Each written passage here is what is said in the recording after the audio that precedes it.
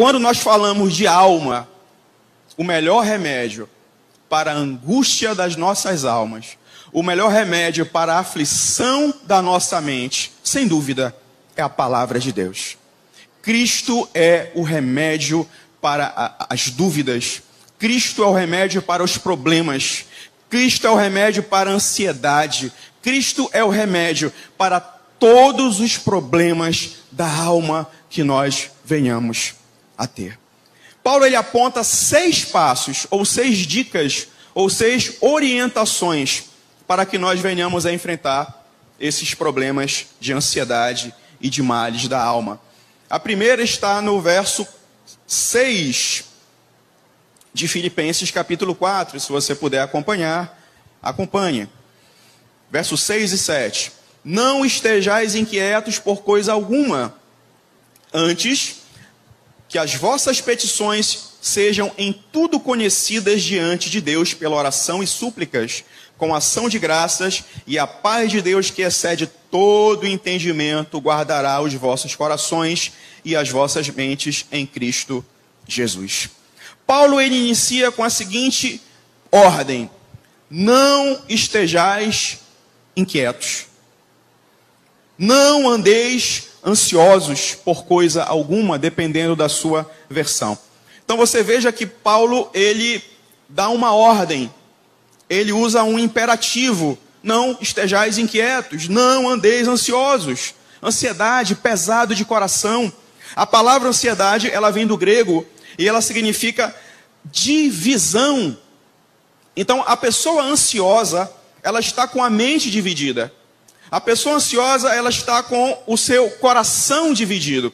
O ansioso, ele anda em diversas direções e não sabe para onde ir. Ele pensa em vários caminhos ao mesmo tempo e não sabe qual o caminho que ele deve andar. Ele está sem paz, ele está sem harmonia. E Paulo dá uma ordem: não andeis assim. Não andeis com a mente dividida. Não andeis ansiosos, não andeis inquietos. Essa é a ordem de Paulo. Aí ele dá um porém. Antes, esse antes quer dizer assim, pelo contrário, muito pelo contrário, que as vossas petições sejam em tudo conhecidas diante de Deus pela oração e súplicas com ação de graça. Então Paulo está dizendo, antes de você ficar ansioso, antes de você ficar inquieto, antes de você ficar com seu coração partido, dividido, que os seus pedidos estejam diante do Senhor, com orações, com súplicas e com gratidão. Paulo está dizendo que a oração, ela muda vidas. A oração, ela muda circunstâncias. A oração, ela nos coloca próximo de Deus. A oração, ela nos coloca no lugar de segurança, meus irmãos. Quando nós oramos a Deus, nós nos sentimos seguros. Quando você ora a Deus, quando você apresenta os seus pedidos, as suas petições a Deus, você se sente em segurança. Porque você entende que a guarida, o cuidado dos seus pedidos estão diante do Senhor. Aí ele fala, com ação de graças. Olha o que Paulo está dizendo. Muitas das vezes a gente pede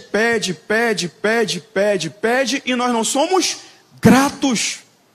Paulo está dizendo, oreis, supliqueis, apresenteis diante de Deus as suas súplicas, as suas orações, os seus pedidos com ações de graças. Ou seja, apresentem a Deus, orem a Deus, peticionem a Deus e já agradeçam a Deus pelo que Ele fez e pelo que Ele fará.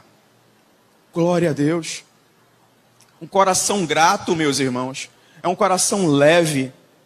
Um coração grato é um coração onde você deposita diante de Deus as suas angústias e você pode ter paz. É isso que Paulo está nos dizendo. Apresentei as suas orações. Mas o Senhor sabe, sim, o Senhor sabe de tudo, mas o Senhor quer que você apresente diante dele as suas orações e súplicas. O segundo remédio, ou a segunda dica que o apóstolo Paulo nos dá, está no verso 7, que nós já lemos, mas eu vou ler novamente. E a paz de Deus, que excede todo entendimento, guardará os vossos corações e as vossas mentes em Cristo Jesus. Paulo está dizendo assim, a paz de Deus. Paulo está dizendo que Deus produz paz. A paz que emana de Deus, a paz que provém de Deus, a paz que é produzida em Deus. Ele fala que excede toda a razão, todo o entendimento. Nós não temos capacidade, pequenos que somos, limitados que somos, nós não temos a capacidade de entender a paz que é produzida por Deus. Mas ainda assim nós temos que tomar posse dessa paz. Aí ele fala, guardará os vossos corações e mentes. Aqui Paulo ele usa uma linguagem militar. Guardará no sentido de pôr uma guarda.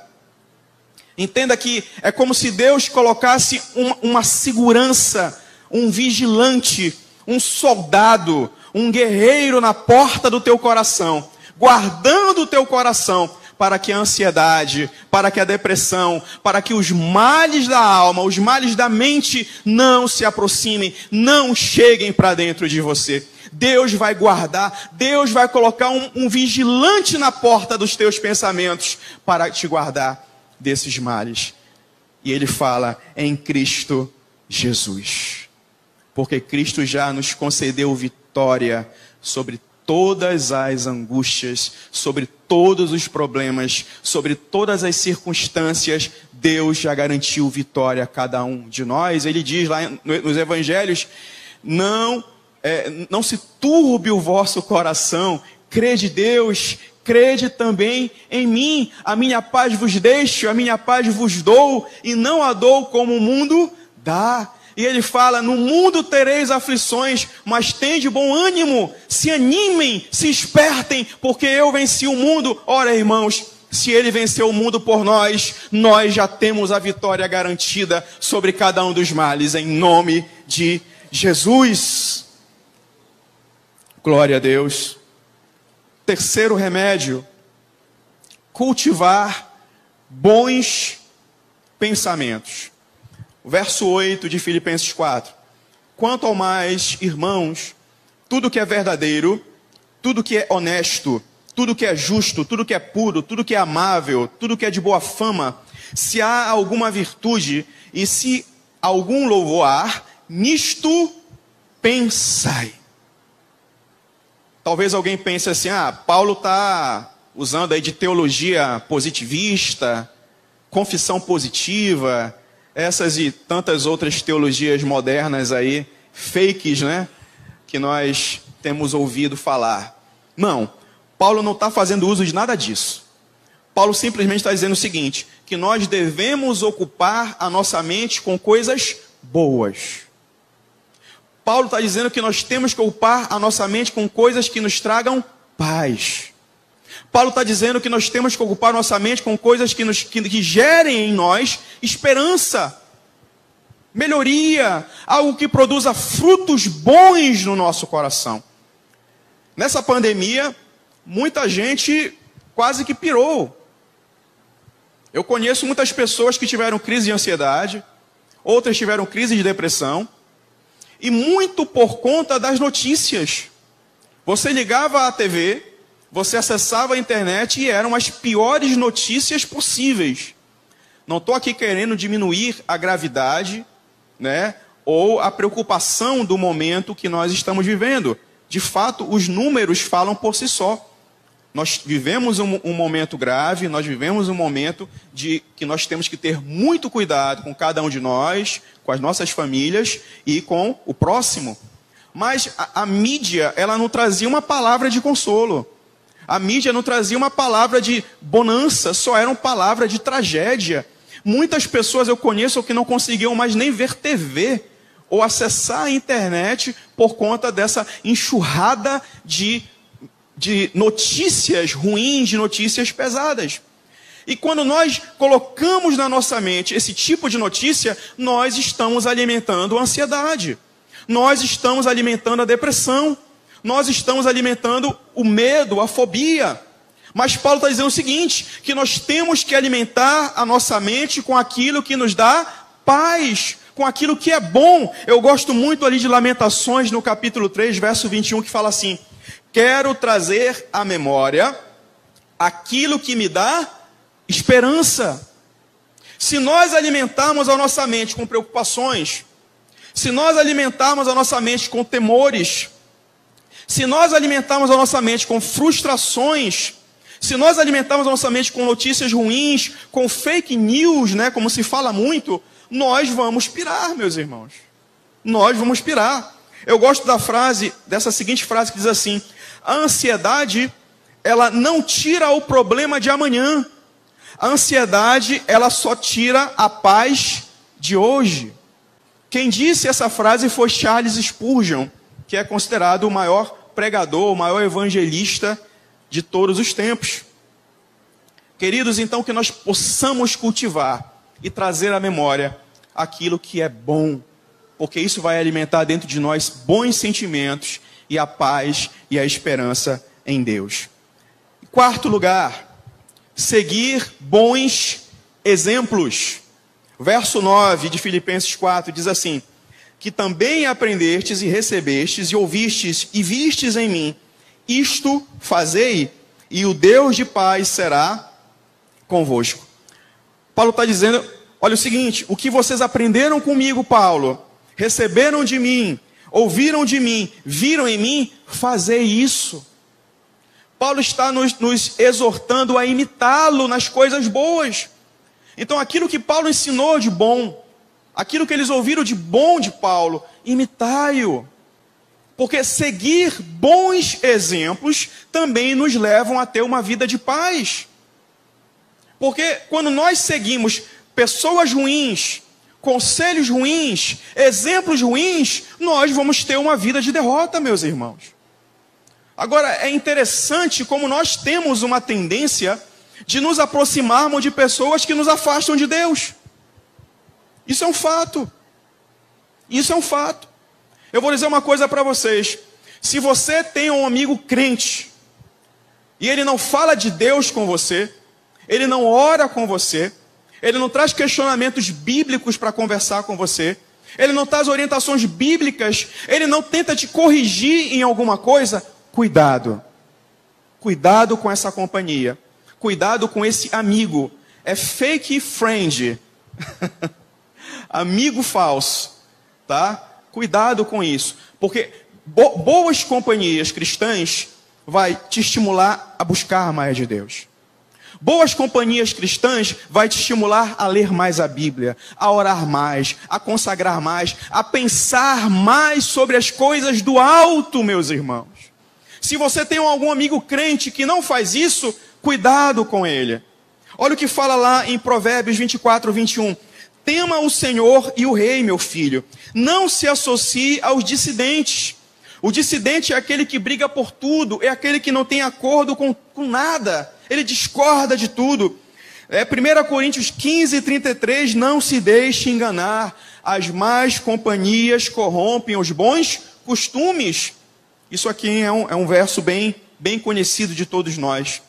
Então que nós tenhamos cuidado ao escolher as nossas amizades e verdadeiramente pessoas que nos aproximam e que nos estimulam a buscar mais de Deus. Quinto remédio, verso 11 e 12 de Filipenses 4. Não estou dizendo isso porque esteja necessitado, pois aprendi a adaptar-me a toda e qualquer circunstância. Sei o que é passar necessidade, sei o que é ter fartura. Aprendi o segredo de viver contente em toda e qualquer situação.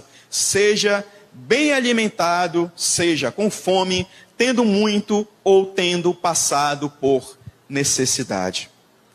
Outro remédio que Paulo nos ensina contra a ansiedade é nós aprendermos a ter uma vida de satisfação. Não confunda aqui nesse ponto viver satisfeito do que viver acomodado. Uma coisa é você estar satisfeito, outra coisa é você viver acomodado. Por exemplo, você fez um concurso público, você passou, você ganha razoavelmente bem, mas você quer mais. Você quer passar num concurso melhor, você quer ganhar mais, você quer dar melhores condições para a sua família, para a sua vida pessoal, ou até mesmo para servir melhor a Deus nos seus recursos. Amém, isso não é pecado nenhum, meus irmãos. Você querer mais, você querer galgar mais, ter sonhos. Agora, é diferente de você ser insatisfeito. O insatisfeito é aquele que reclama de tudo. O insatisfeito é aquele que murmura de tudo. O insatisfeito é aquele que não tem um sentimento de gratidão no coração. Paulo, ele descobriu o segredo da satisfação. O segredo da satisfação é ter um coração grato pelo que você tem, pelo que Deus te concedeu, pelo que Deus tem feito na tua vida, em você e através de você. E Paulo, ele entendeu isso, que um coração grato é um coração que vive em paz.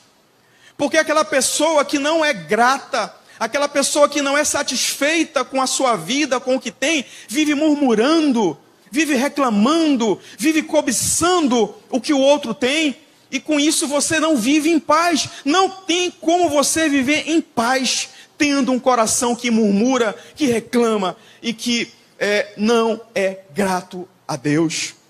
Queridos, a vida cristã é assim, ela é de vitórias, ela é de provações, ela é de bênçãos e ela é de gratidão. Eu me lembro de Jó, lá no capítulo 2, a partir do verso 9, 10, quando ele havia perdido tudo.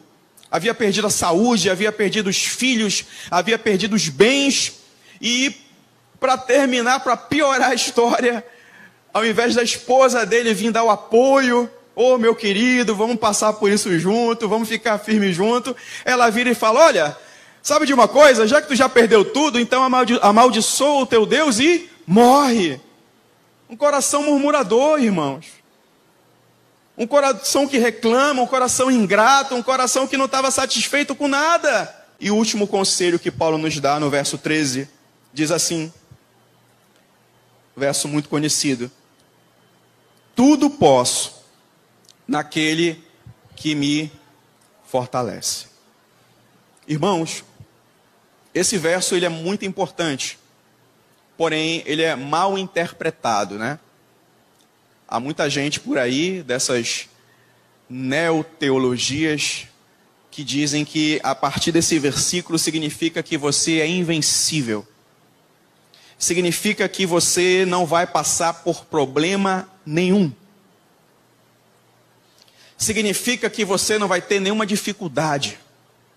Queridos, não é exatamente isso. Deus, ele nos garante uma chegada abençoada, mas ele não nos garante um caminho repleto de paz. Nós vamos ter aflições, nós vamos ter dificuldades na nossa jornada. A única certeza que nós temos é que ao final, o final será glorioso. O final da nossa caminhada cristã será um final de bênção, será um final de paz, será um final de alegria, será um final eterno e na glória com o nosso Deus. Paulo está dizendo o seguinte, tudo posso naquele que me fortalece. Ele fala, não significa que você é invencível, não significa que você é indestrutível, não significa que você não vai passar por problema algum, não, né? Nada disso. Paulo está dizendo que no momento da angústia, no momento da tribulação, no momento que você se sentir ansioso, inquieto, com dificuldade, em Cristo você encontrará força. Em Cristo você encontrará fortaleza. Em Cristo você encontrará a força necessária para triunfar e para vencer em nome de Jesus. Então busque a Deus. Paulo está dizendo, busque a Deus. Busque a Deus, porque se você está atribulado, Ele tem a força para te dar a vitória. Se você está passando por problemas, Ele tem a fortaleza que vai guardar a tua mente e vai guardar a tua alma. E Ele tem a paz que excede toda a razão e todo o entendimento humano. E para finalizar, meus irmãos, eu me lembro aqui da história de Cristo e os discípulos no barquinho. Aqui nós temos uma lição de ansiedade. Eles estavam no barquinho no Mar da Galileia, aquela história muito conhecida que a gente aprende, né, na escola bíblica dominical desde criança. E foram pescar e os ventos começaram a soprar de um lado e as ondas começaram a se erguer do outro. A tempestade se formou, eles estavam ali no olho da tempestade e começaram a se desesperar, começaram a ter medo, começaram a ter fobia, pavor, temor por suas vidas, e eles esqueceram, diante de tudo isso, de que num barquinho que eles estavam, o Senhor Deus, Criador dos céus e da terra, Criador do universo, todo-poderoso, onisciente, onipresente, onipotente, aquele que era, aquele que é, aquele que há de vir, o Alfa e o Ômega, o Deus todo-poderoso, estava ali. E muitas das vezes assim somos nós. Deus está do nosso lado, Deus está no meu barquinho, Deus está no teu barquinho, Deus está no barquinho da vida de cada um de nós. E algumas das vezes, ao atravessar por tempestades, nós acabamos deixando que a ansiedade, que o medo, que a depressão, que a angústia façam com que nós fiquemos cegos e nós não enxerguemos que o Senhor está ali. E isso é a fobia que gera o pecado. Porque a partir do momento que você tem medo, que você tem depressão, que você tem ansiedade, que você tem esses males da alma, e você acaba esquecendo da segurança, do cuidado, do consolo, da proteção que o Senhor pode te dar, do cuidado e do zelo que Ele dá a cada um de nós, seus filhos.